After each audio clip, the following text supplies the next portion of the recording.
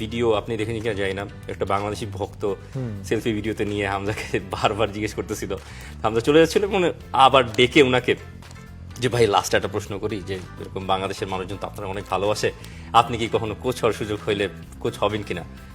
হামজা কোনো মানে সেকেন্ড থটও দেন না, মানে হয় অবভিয়াসলি ওয়াই নট, মানে বাংলাদেশের কোচ হওয়ার সুযোগ মানে থাকলে। হামজা যদি কোচিংটা মানে কোচিং এ নিজের নেক্সট ডেস্টিনেশন ভাবেন, বাংলাদেশকে উনি বেছে নেবেন, বা বাংলাদেশ থেকে যখন অফার করা হবে সেইটা হচ্ছে গিয়ে আপনার উনি বেছে নেবেন, এই ব্যাপারে কোনো সন্দেহ নেই। কারণ হামজা চৌধুরী বাংলাদেশটাকে ওন করেন, তিনি বাংলাদেশের ফুটবলে মানে একটা দূত হয়ে এসেছেন, এবং হচ্ছে গিয়ে আপনার উনি নিজেও চান বাংলাদেশের ফুটবলটাকে নেক্সট লেভেলে নিয়ে যেতে, এটা নিয়ে নো ডাউট। এবং আপনি ওইটা চিন্তা করেন, হামজা চৌধুরীর মতো ভাস্ট এক্সপেরিয়েন্সড একজনকে বাংলাদেশের ইয়াং জেনারেশন যখন অ্যাজ এ কোচ হিসেবে পাবেন, মানে অ্যাজ এ প্লেয়ার হিসেবে হামজা চৌধুরীকে নিয়ে কারোর কোনো সন্দেহ নাই।